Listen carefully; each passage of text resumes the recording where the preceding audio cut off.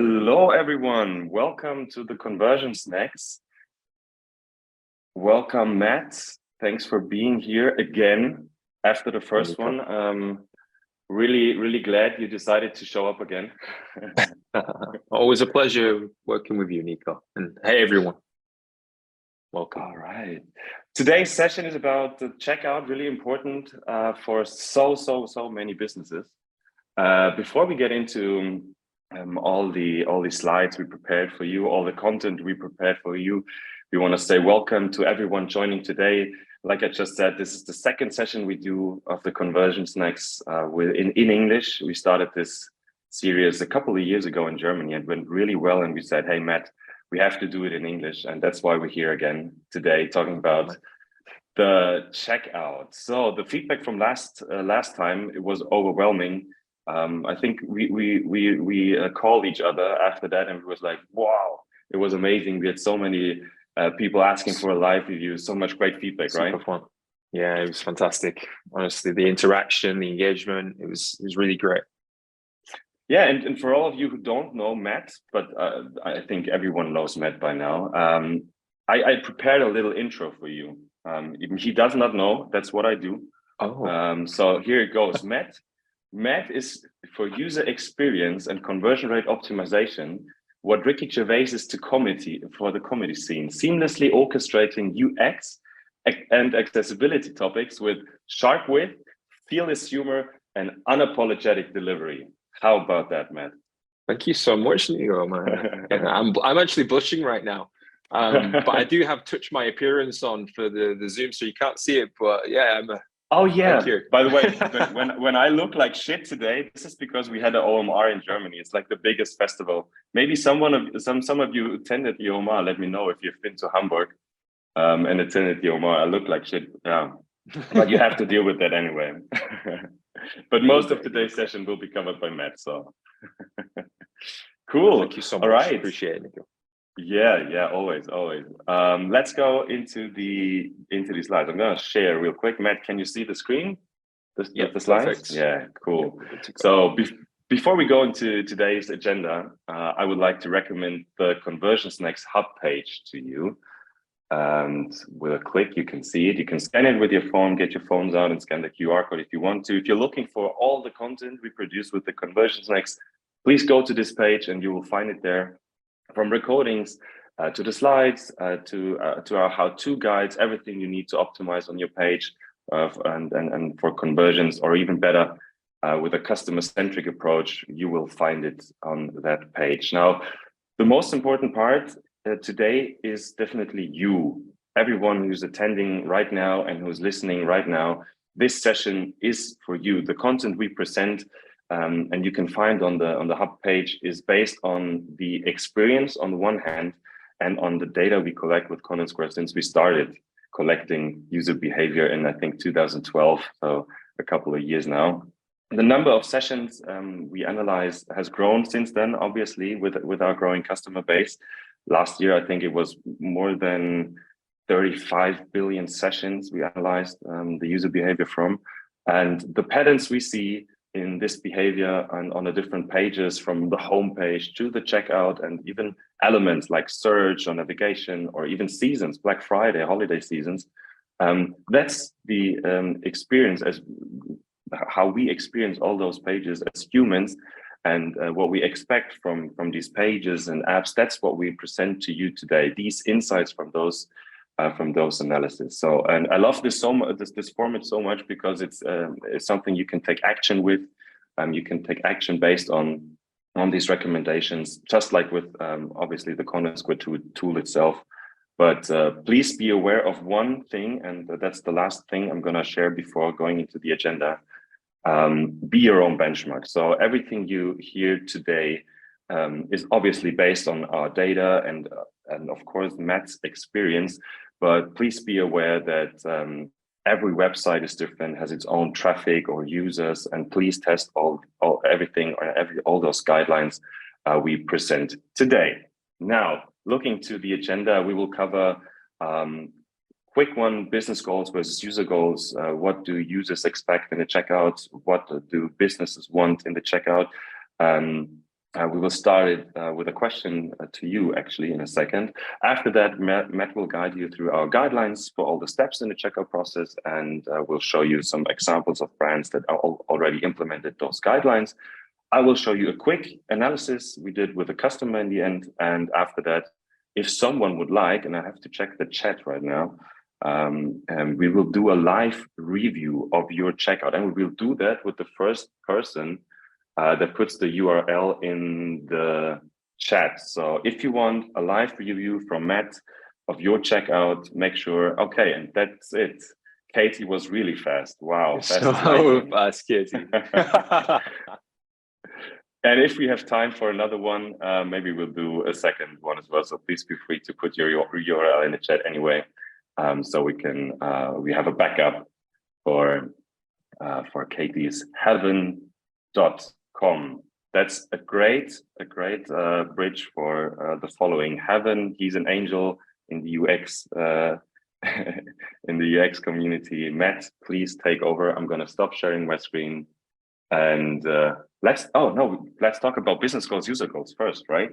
What is, question for you, for everyone attending, what is the user goal in the checkout? What is the business goal in checkout, and where do they meet? What do you think? And obviously the question for you, Matt, in your experience, what are the goals of a user? What are the goals of the business in the checkout? So yeah, I think what I'll do with that, Nico, is I'll run through when we do the live review, if that's okay, in terms of that. But if anybody, in the chat, what are your business goals? That'd be great to know, and then we can discuss that during the live review, and kind of see what yours are versus the user goals. But of course, for user goals, man, we just want a nice experience, as always, easy, quick, just get it done with. Get it over with. Yeah, I think in the checkout it's pretty straightforward, isn't it? Yeah, exactly. But no, I see. Yeah, there's some good stuff coming through right now. Yeah, some more websites as well. It's fantastic. Okay, so yeah, business goals, conversion, upselling, retention, user goal, convenience. Philippe, looks good. Yeah, perfect. All right, Nico, do you want me to jump into the guidelines? Yeah, let's go. Yeah. Okay. And obviously, if you have any questions during Matt's presentation, please put them in the chat. And obviously, please feel free to talk to other people in the chat, discuss. We're all a big community. There's no perfect way to do it. So please let us know if you have experienced anything else or anything apart from what we or Matt will present. Thank you, Nico. Okay, so let's do this. There's a lot to cover. You know, the checkout isn't, just kind of one page. It's a whole system. It's a whole funnel. So yeah, there's a lot to cover in these slides. What I'm going to do is I'm actually going to kind of go through them.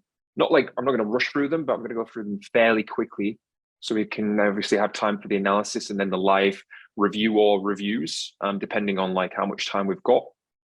And yeah, any questions, as Nico said, fire them in the chat. We can have a look at those later. So yeah, let's do this. So first off, we're going to look at login. We're not actually looking at like the shopping bag or cart today. When we get into the live review, I might add a couple of comments, but yeah, we're going straight into first login. So starting with the most important recommendations first, there's obviously a bunch of recommendations that we can offer. And also, kind of we'll talk about that in the guidelines, but, straight off the bat, we want convenience, like Philippe mentioned. We want to purchase a product or a holiday or a car. Well, maybe not so much car, maybe that's a big purchase, but we want to purchase quickly and efficiently. So number one, using single sign-on, alleviating the pressure to remember multiple logins and passwords. Now in 2023, we've got a lot of experience, each and every one of us online. We're always online. We've got loads of different accounts with lots of different, websites. It's really hard to keep on top of maybe a password that you set 2 or 3 years ago and you can't remember it anymore.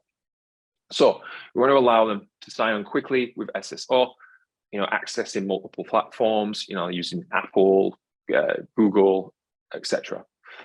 Number 2, be specific about what the error is, providing meaningful feedback for users so they can fix errors.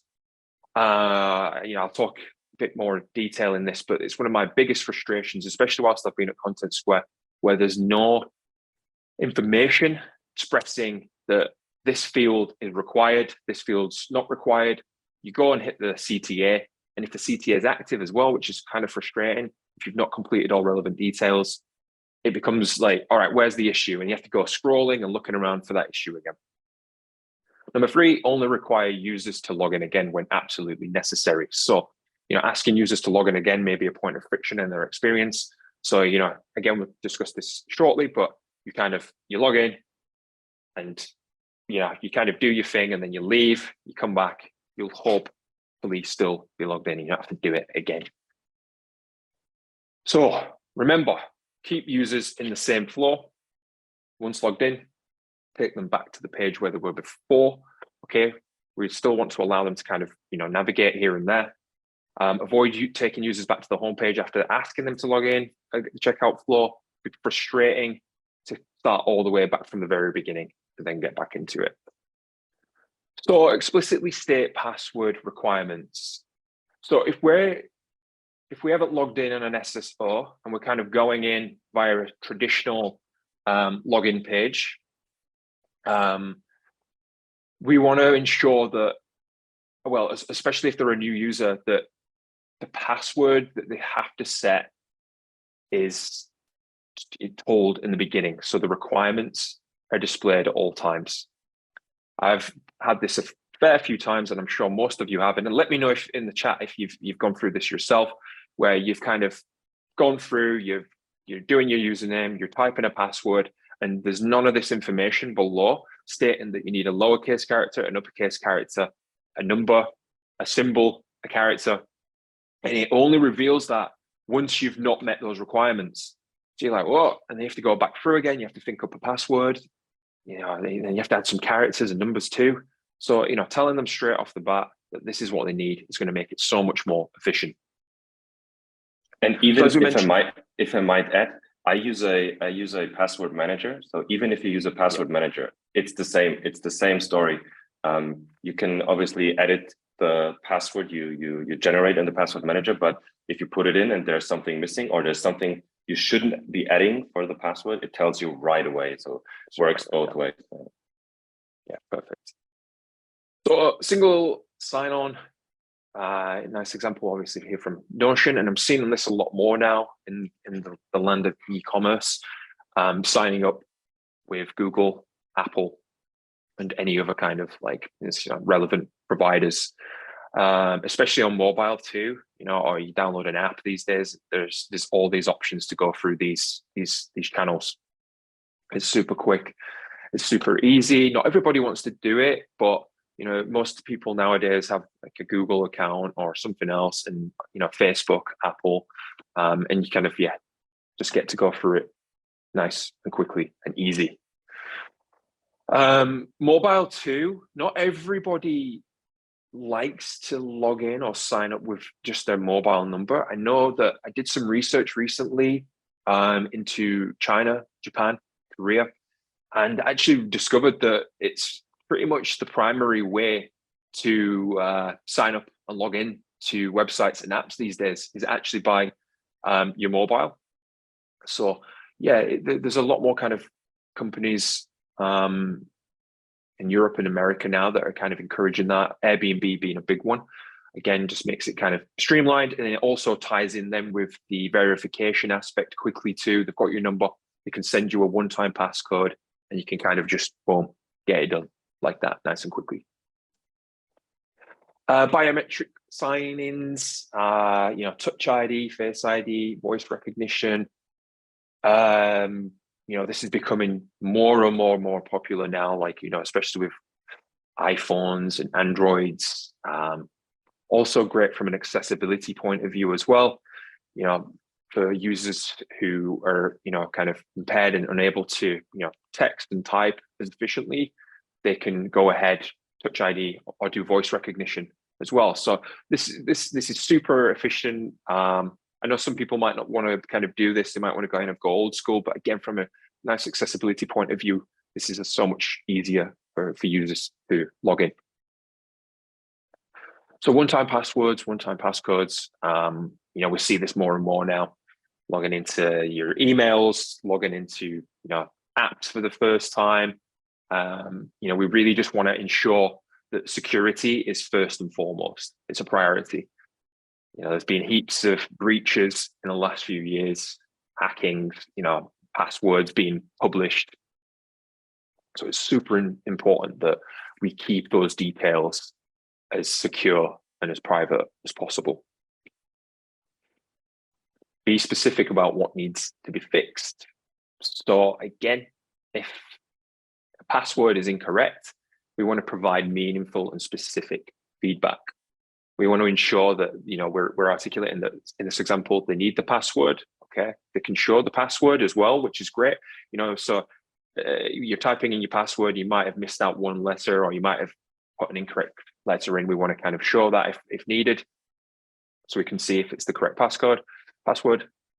And if it's not, straight away in red, that's not the right password. And if they need to remember it, they can go ahead and do forgot password and move on efficiently. Two quick questions from the chat. Yes. Any downsides for OTP? Question from Victor. Downsides of OTP. I guess it's one of those things, right? Like, it's something that's becoming more and more common in terms of security. I think as a downside from my perspective as a user, like, it is a bit frustrating sometimes when you have to do this extra step. I know nowadays, especially I've got an iPhone, so if I do it and then the code field appears, it kind of automatically, the message comes in and it automatically appears, right? And then you can tap it and it auto fills it. That's super handy. But yeah, I guess it's just one of those things, isn't it? It's like all these extra steps that we have to take. It's a bit of a nuisance, especially when we want to be quick. But I think overall, especially with kind of breaches and stuff like that these days, it's a necessary step. Yeah, it's important. Chris just wrote something in the chat showing that the password is incorrect, indicated to hackers that an account exists. I remember that we had this discussion the last time we talked about this topic in Germany, and obviously we cannot we are not any lawyers or whatever, so we can't really tell you how to do it or what to do, and you have to respect whatever the company rules and the rules in your specific countries are. But yeah, there was another question from Mario. I hope I pronounced your name correctly. What are the main SSO, so single sign-ons, to use? What in your experience, Matt? Sorry, Nico, you just say that again. What are the main single sign-ons to use? The main single sign-ons to use, I'd probably say like Google, Apple, Facebook, Meta, Facebook still maybe one. I'm trying to think off the top of my head. I think Google, Apple, and then the Android. Well, no, man, that's Google, right? I think. Sorry, I'm such an iPhone guy. Yeah, and then going in with your mobile number as well. I don't know, Nico. Can you think of any off the top of your head? No, I think that those are the main ones, and basically, whatever works best, right? You have to I think even with ConnectScore, it's possible to see if there's an API error with one of those single sign-ons. So the one that works, and we will maybe cover that in the checkout with the payment as well. When it comes to payment providers, the ones who work, put them on the top, make them accessible. But thanks, Chris, by the way, for the comment. Really, really important. So that has definitely has to be considered with login. Yeah, great. Okay, so move on to forms next. So as we mentioned before with login, providing feedback. So no matter if it's correct or incorrect information, we need to let them know. Okay, so we've got nice green indicators, red indicators. We can even have like nice little micro interactions as well with little ticks, a little kind of flashes, or something like looks like a button's being completed. And automatically validate fields when they're properly filled using color micro interactions. Number 2, be specific error messages for each field, clearly states why it's incorrect. give input examples to encourage proper input, and then disable the CTA. I honestly can't stress this enough. It's one of my biggest bugbears, and I've been at Content Square for 3.5 years now. And when I worked client side, just the amount of forms that were excessively long with not enough feedback, not enough required information, and then the CTA is active. And, naturally, you go through a form, and if there's certain fields that you feel like you don't need to fill, then you shouldn't have to. And you go ahead and you click that CTA, and yeah, boom, you've got errors everywhere across the page. And yeah, it's frustrating because you have to go search for them again then. So optimizing your forms. So if we just start top to bottom, we've got the progress, letting them know where they are in the checkout funnel is hugely, hugely important. We want them to be guided along the way. And it's also that satisfaction, right, of when you've, a big boost of kind of something where you're like, all right, I've just completed a field. Oh, yes, that's a win. Go on to the next step. They can go back if needed. And they're always constantly, know where they are. Order summary at the top of the page. We don't always need it to be expanded by default. We can, allow an accordion to open up and reveal it. They've already come from the cart. They're potentially, obviously, they know what they're buying, but we want to make sure that even in the checkout, they're still able to remember what they're purchasing and about to purchase. So in this example, this is just like a rough mock-up, but we're kind of doing it in the sense of like a new user. So, kind of logging in or creating a new account. Shipping address, incredibly important that we have required fields for each one. Or, in this example here with phone is optional. Not everybody likes to give their mobile number when you're adding your address details. So maybe, correctly labeling that that's optional is always good. Billing address stuff as well. I think nowadays, it's quite uncommon to have your separate shipping and separate billing addresses. Like I remember, years ago where you had to fill both of those out, your shipping address, then your billing address. Oh my, this is exhausting. So yeah, having that kind of checkbox to kind of check it and be like, yeah, this is the billing address as well. And then continue to deliver it. Again, quick mock-up here. That CTA would be inactive, so we would gray it out instead of it being blue. Until everything has been completed. Best practice, moving on with this one. So kind of just highlighting where fields are missing. Nice little kind of micro interactions and color and icons with the tick at the top if it's validated and correct. And reassuring elements throughout as well, just security and stuff like that. It's incredibly important, knowing that your details are going to be safe, your card details are going to be safe, and any kind of relevant delivery, kind of USPs in there too, just so you're constantly aware of what's going on. So just an example here from N26. I really like this one in terms of, again, with the form input and the placeholder text, it fills out and then it jumps up to the top when you click on the field. It's a really nice interaction. It's super clean. And from an accessibility point of view as well, this is exactly what we want. We know we're on first name. First name hasn't disappeared. It's just shrunk a little bit in size and just jumped above as you type your name. And if it's incorrect, we get the red. I just wanted to put a note on this as well in terms of forms being overwhelming and long. And the step-by-step approach of completing details is super nice. And just using this on desktop as an example, just to kind of utilize the space. You have your order summary on the right, you have your totals, but then on the left, you've got kind of continue as a guest, you've done that, and then it closes, and then it opens up into delivery method. It's keeping you focused on the task at hand. You're not overwhelmed by a form after form after form, all on one single page. It's just too much. So yeah, keeping it really nice, clean, and concise. We got tons of questions for you. Yes. Let's try to do them real quick, not because we want to go over those questions real quick, but because we don't have them so much time, and we still got so many guidelines for you. So is there a maximum number of steps for the checkout? The first question. Maximum amount of steps, we would say, I've got an example coming up, Zalando, in the next section.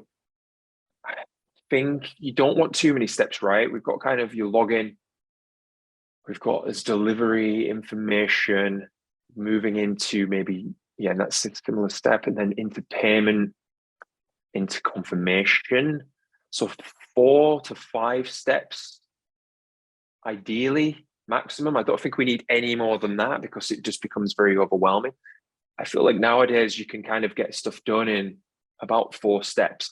And even that's including confirmation page as well, once you've kind of finished that.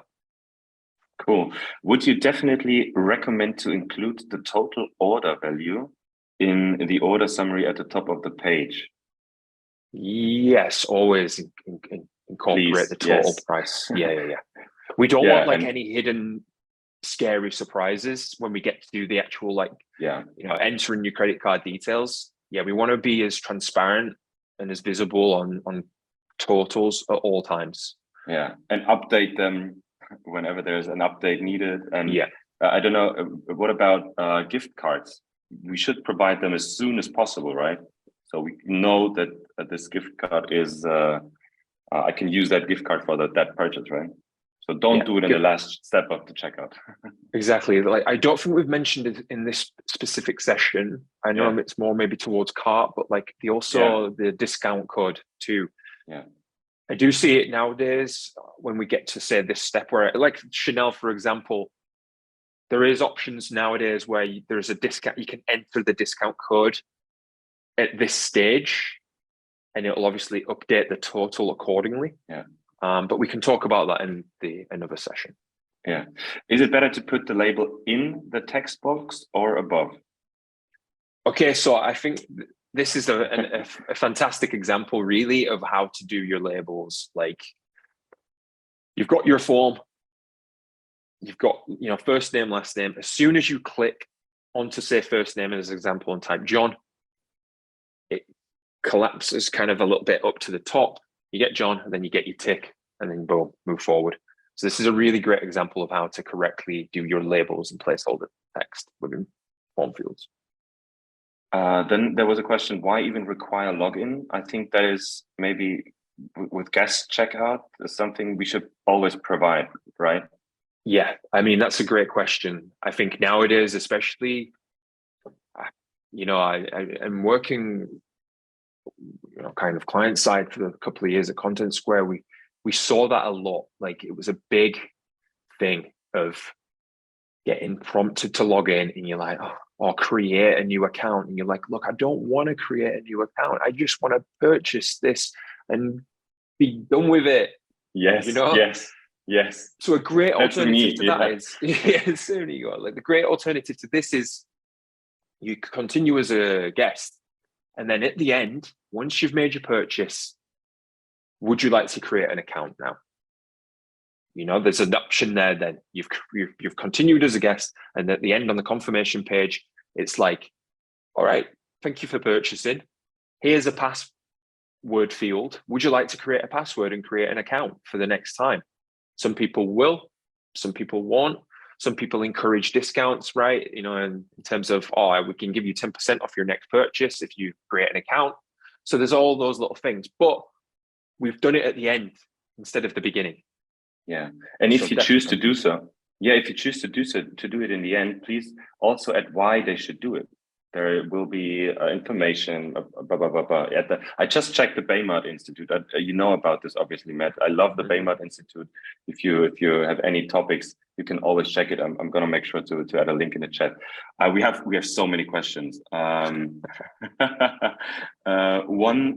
The last one on this one versus multiple step checkout. What are your thoughts? So one whole versus multiple. Personally, I prefer multiple steps.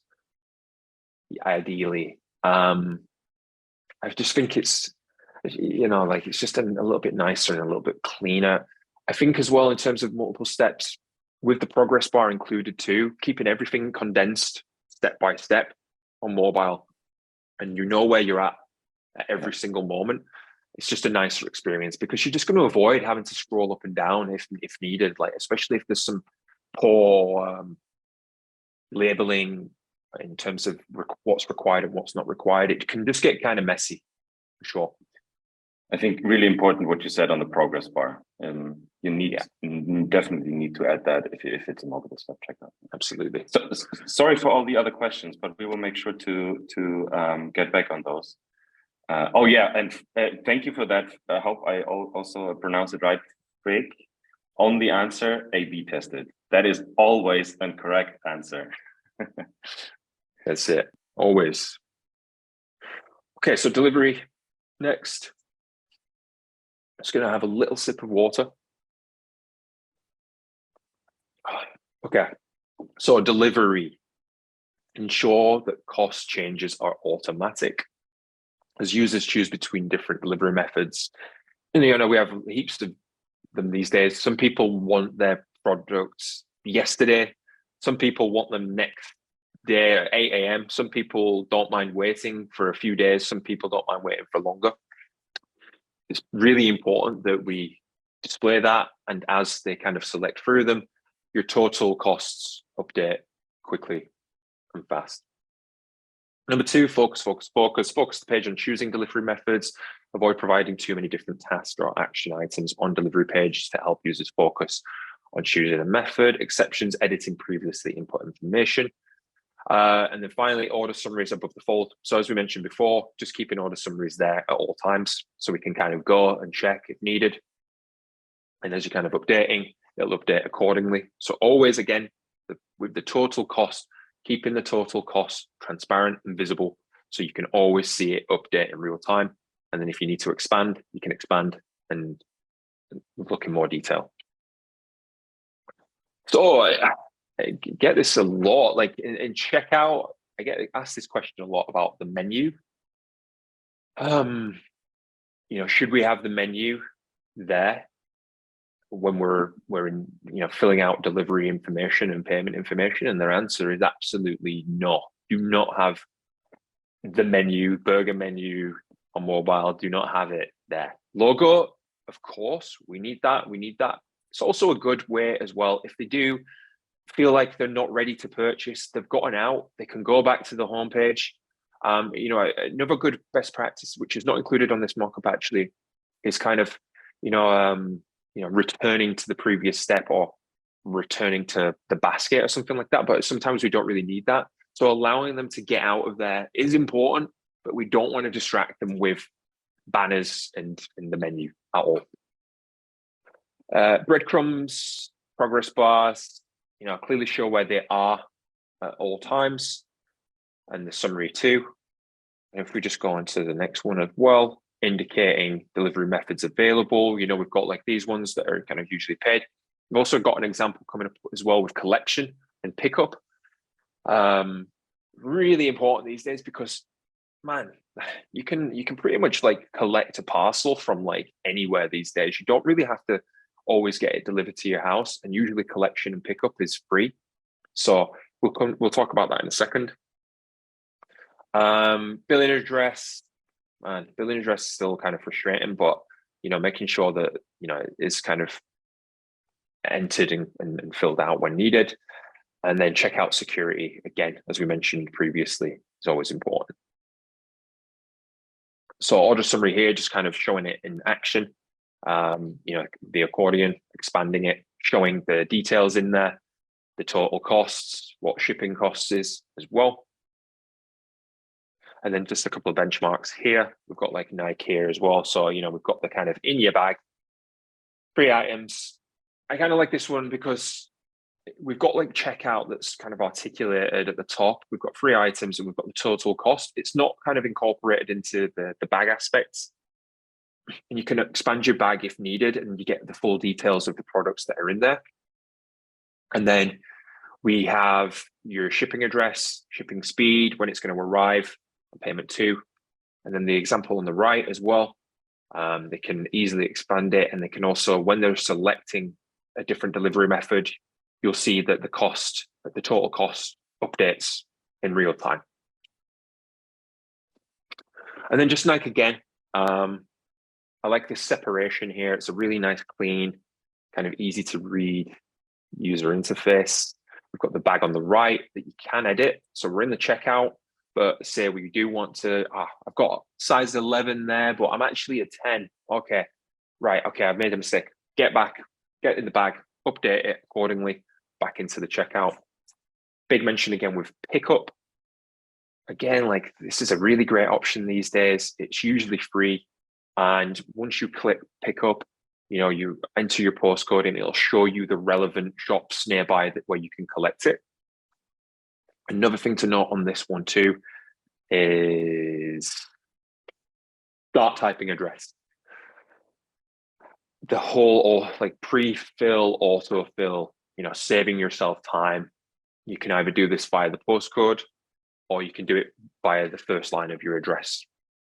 Just really quick and efficient way of getting your address done quickly. Users customizing as a gift. Yeah, this is just a nice little special, nice little extra here. We've kind of gone through, we know where we're shipping to or billing to. We do as delivery options, but this is also a gift, you know, especially when it comes up to peak seasons, Black Fridays, all that kind of stuff. And you want to send a gift, you've got that option. You can add the name and the little message. And if there's any kind of extra cost for it, so in this one, yeah, box and a card for $5, that'll automatically then apply to the total. Okay, any questions, Nico, before we go on to payment? Yes, 2 questions. What about upselling within the checkout? I love this question. We talked about this internally so many times. And business goals I love versus user goals. yeah. I love to hear what you have to say. What do people in the chat think about that? Yeah, I have my opinion, but what do people? So my opinion is upselling in the actual checkout past the cart is a tricky one.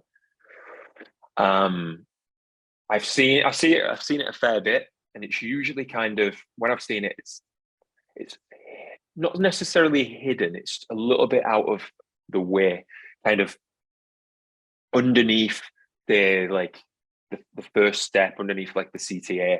Oh, you know, would you be interested in something like this? Yeah, so like, hey, I think it's a good thing provided we're not overwhelming them. Exactly. So kind of have it there, but a little bit out of sight. There's some good stuff coming in through here. Upselling, if personalized or relevant to assortment being purchased, can be discreet and applied with user experience mind. Yeah, agreed. Alessandra, upselling only in cart. Confirmation, focus only on transaction in checkout. So yeah, we've got a nice mix of business goals and user goals in action. Great. Okay, Nico, next question. There was another one. I have to scroll up a little bit because we had so many answers. Thanks for that. What about address autofill for global customers? Say that again, Nico. What about address autofill for global customers? Address autofill for global customers. That's a great shout again. Yeah, I mean, I think nowadays it pulls, a lot of the time it kind of does pull global. I've got an example. I don't know, I won't say it because I'll tell you all my address then. But there's an example where I have the same address as a place in Nova Scotia, I think, something like that. And it comes up, and I start typing it, and it comes up with that first most of the time when I type my address these days. So that is a good way, I guess, of targeting that in terms of auto-filling the address, is kind of having it all come in. I'm not sure technically how that works, by the way. I don't know if anybody on here knows how that kind of works. Please let us know in the chat if you like. But yeah, otherwise, if you're a really global company and you don't have that kind of technicality, probably going in with, the country first of delivery is definitely a good option. Cool. Yeah, Lawrence just said you should never upsell at checkout. I think I agree. There are plenty of chances before that to, like, we're there to focus. Yeah. You know, user goals ultimately. That's what I mean. If you're going to do it, you've got to keep it subtle. Like, yeah. I agree. Thank you, Lawrence. And Peter just added, for global autocomplete would only work if you did the country first, like you just said. Cool. That's great. Thanks, Peter. Okay, so payments. This is the last step before the analysis and the live review. How are we doing for time? Hey. Pretty good. 20 minutes left. 20 minutes. Okay, we'll go through this super quick. So payment, provide additional payment methods. Okay, it's all very well in 2023 that you want to kind of type out your whole credit card and debit card details. But again, it's long and you have to get your card out or you have to do something else. You're like, save them for another time, of course. But if you're a new user or you're continuing as a guest, it can be long and painful. So having other options available, the big one being PayPal is definitely going to help get through that quickly. Be clear, clear instructions, alternative payment methods. These days, payment sections, they get crazy. They get absolutely insane. You've got your credit debit card, you've got PayPal, you've got Apple Pay, you've got ClearPay, you've got Klarna. Head explodes.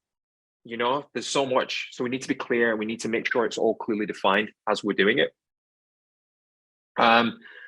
Keep updated order summaries visible to reassure users that can't remain throughout the checkout. Okay, so we'll keep go through if there's something wrong or something missing. Menu is no longer accessible at all. All right, we didn't want it available or accessible previously, but we definitely don't want them on this step. Business goal, absolutely. We want them to convert, right?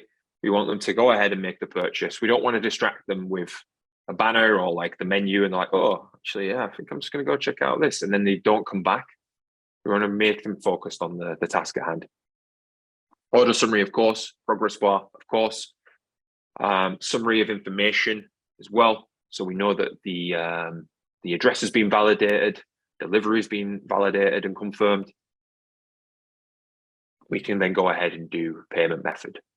We allow them to change those details as well. Again, we don't want to get to the final step of payment and my order, instead of getting delivered to London, is getting delivered to Nova Scotia. Oh man, it's gonna be sad. I'll be paying more on delivery as well. So I need to make sure I've got the correct details before I purchase. Additional payment methods, like I mentioned before, kind of ClearPay. There's so many these days. I can't remember them all off the top of my head, but like ClearPay and Klarna are the ones that I think that are really popular here in the UK, at least. Billing address validated, checkout security, of course. So look, like a lot of these recommendations they're pretty much common across each step. We want to make them feel focused primarily. We want to make them focus on the task at hand. We want to ensure we're being transparent. We want to make sure that we're saying, look, you're shopping with us. Your details are safe. Your payment details are safe. You're safe with us. You're going to be okay. Everything's going to be okay. And here's where you are in the process as well. So those, a lot of the recommendations that I said today, they're a continuation.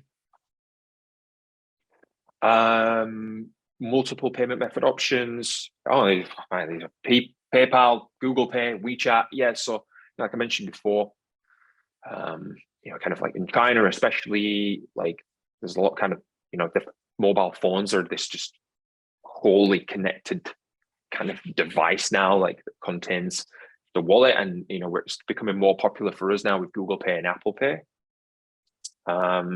Make them visible above the fold line. We don't want to kind of get down there and then we've kind of missed that, and we really wanted to use that option instead. So example here from Zalando, like just nice and simple. We've got the progress bar at the top. So as the question was before, how many steps? We've got 5 here. We've got login, address, payment, confirm, and done. Done's probably not always like essential, because once we've been on, actually confirm, sorry, and then done, we've done. So yeah, I mean, you could do like at this stage, once you've done your payment, especially with PayPal, you have to go ahead and do that, and then you'll come back, then confirm it. Sorry, I'm just trying to visualize all this in my head, because there's so many different types these days. But yeah, 4 or 5 steps. I'd say 5 steps maximum when it comes to that.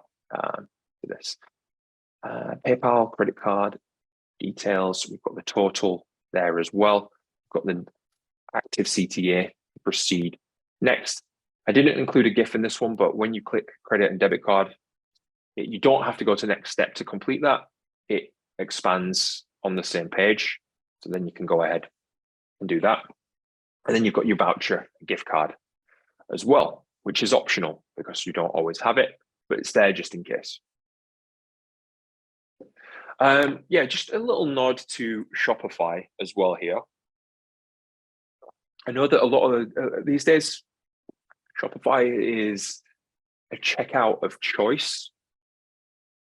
And I know that, a lot of companies and brands, they want to build their own checkout experience, which is completely fair, but I feel like I just want to give a nod to Shopify. People will put in the chat as well, like your thoughts on this type of checkout.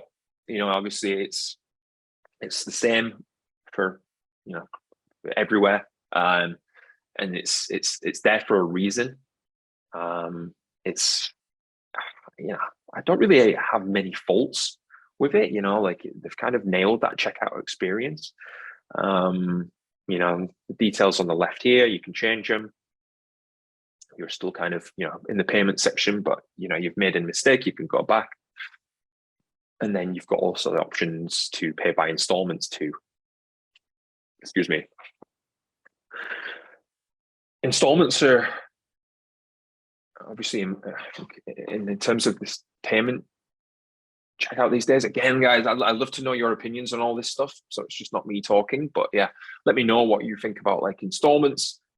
I guess it's handy these days. Can be a little bit dangerous perhaps when you've got these types of options where you can pay in installments, interest-free. Does it make you spend more money ultimately? I don't know. This is a different topic altogether. But yeah, if people have any opinions on paying by installments, please let us know. But yeah, making sure it's clear at all times. Here we go. I forgot we had this slide. Yeah, installments by Afterpay. It's an example. What's due for interest-free installments, and then it breaks it down for you today, 2 weeks later, 4 weeks. So this is Afterpay. But yeah, I mean, this is important. And there's a purchase payment agreement in there as well, which is incredibly important to be transparent from a legal point of view. We don't want any dark patterns. We don't want any nasty stuff in there where we're misleading them, or getting them into trouble too. Okay, Nico, we've got 10 minutes, I think. Yeah, and we got a couple of questions. Yeah. On let's pick out 2. Are confirm steps useful? Best practice? We don't have one at the moment. Payment step in the last, but I wonder if confirm step helps or hinder the conversion rate. PayPal. It's about the confirmation step. Is it useful or is it best practice? They don't have one at the moment. I think Jorge, or I hope I pronounced it correctly, asked that, and he wonders if confirmation steps helps or hinders the conversion rate. I mean, they converted, right?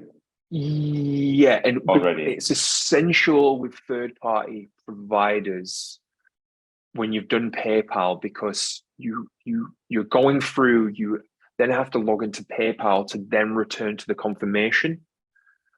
So I think with that, you need that there. But if you were just doing your,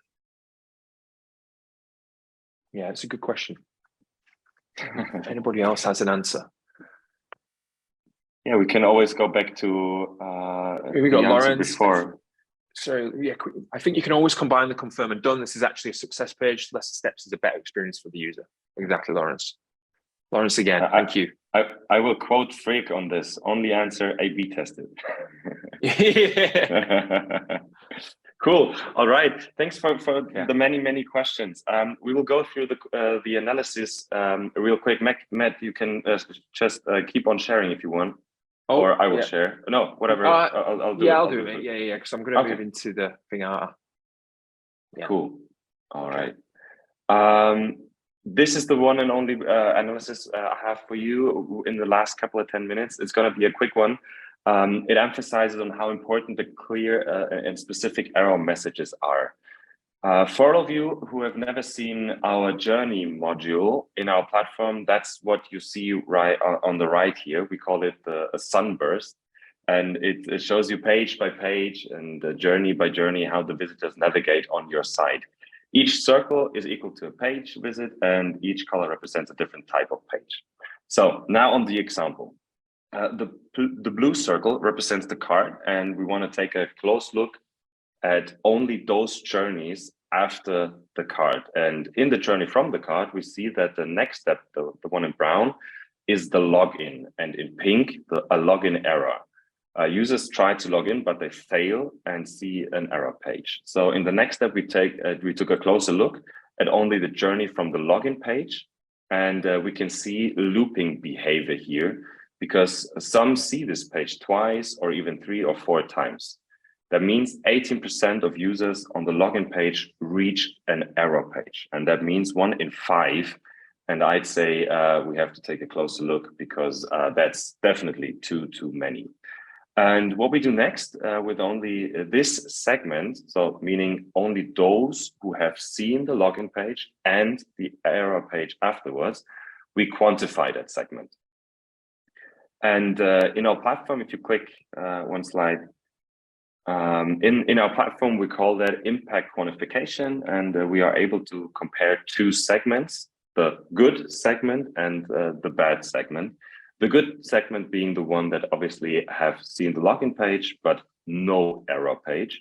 And the bad segment, obviously the one that sees both pages, first the login page, then the error page. What we see here in the picture, in the example, is that the conversion rate is 3% lower for the bad segment, and for a customer that has an impact of over 100K of potential revenue loss. And now to take an even closer look and to understand what's happening, we look at the session replay of only those sessions with users from the bad segment, aka the users that see the error page and look at only their behavior. And unfortunately, you can't see the video right now, but you can see it in the tool. The error occurs, I'm going to just explain what's happening, what would have happened in the video. The error occurs when users try to log in, but failed to do so. And the problem we identified in the replay was that the error message wasn't clear enough. Unfortunately, like I said, I can't really show you the video right now. It's anonymized, and because of that, it's not clear. And because it's not clear what the problem is, users try to over and over again try to log in, and then that's where we see this looping behavior. Obviously, this is frustration, and frustration leads to a site access and no conversion. In the end, here's what you can take away from this, and that's why I chose this example. Be specific. Be as specific as you can. If you click one slide ahead, Matt, be specific is if it's the wrong password, or is it the wrong email address? Does an account even exist? Stuff like that. Be clear. Be specific. For returning versus new customers, try to find a way.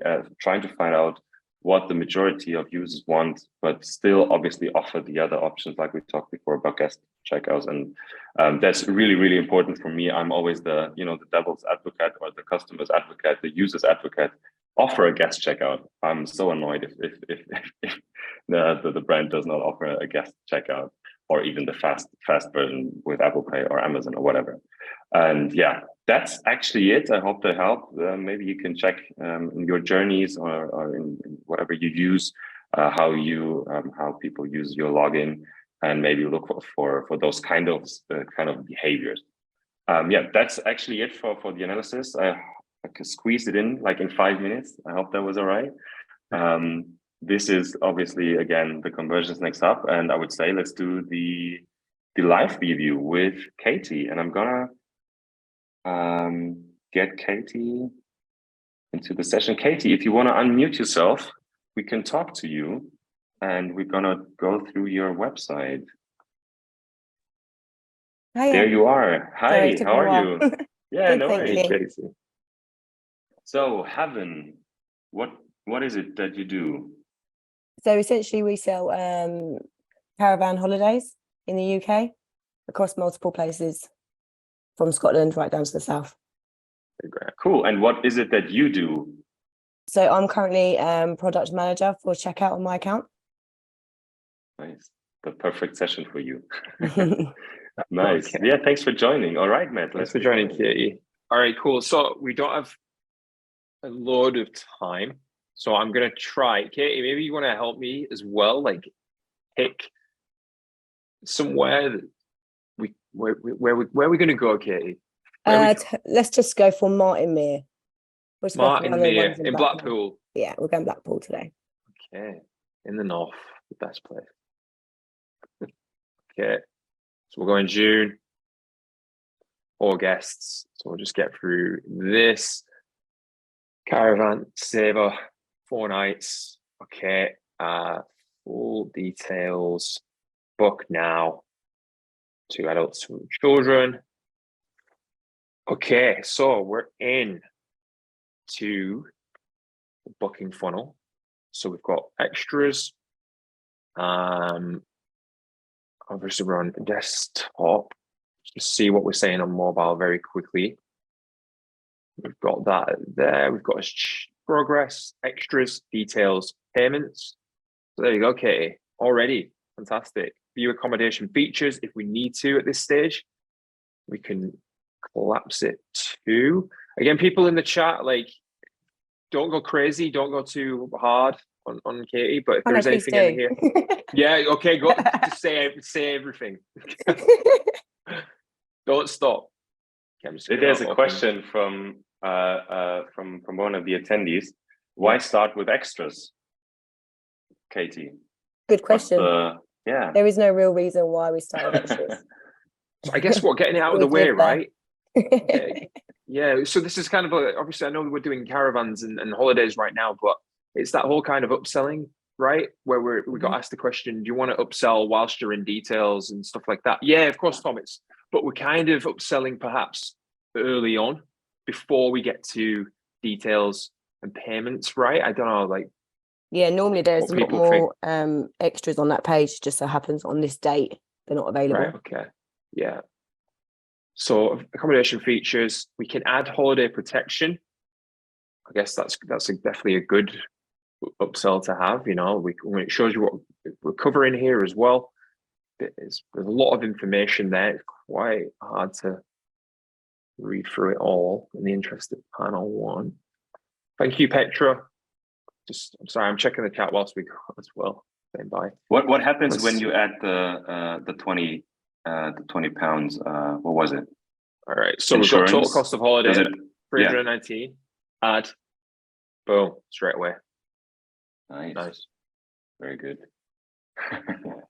Continue. So here we go. Oh, okay. I knew that you guys were going to mention this as soon as we talked about it earlier on. So there is something in the pipeline where we try and offer a guest checkout experience where they don't have to have an account. Yeah. This is it, right? So we've got the login. We've got create an account. You've done a great thing in terms of listing out the unique selling points of why should I create an account, view your booking details at any time, pay for your holiday, add extras to your booking. But again, like you say, like continuing through as a checkout, maybe as a guest through the checkout, and then once they've finalized and paid and sorted, then say, would you like to create an account? And with, by doing that, you're going to have this, this, this, and this as well. So yeah, definitely, again, something to A/B test. Okay. Oh. Okay. We have a form. So you've done an inactive state for the CTA, which is great. From an accessibility point of view, though, I just want to say that choice of grey is a bit too light.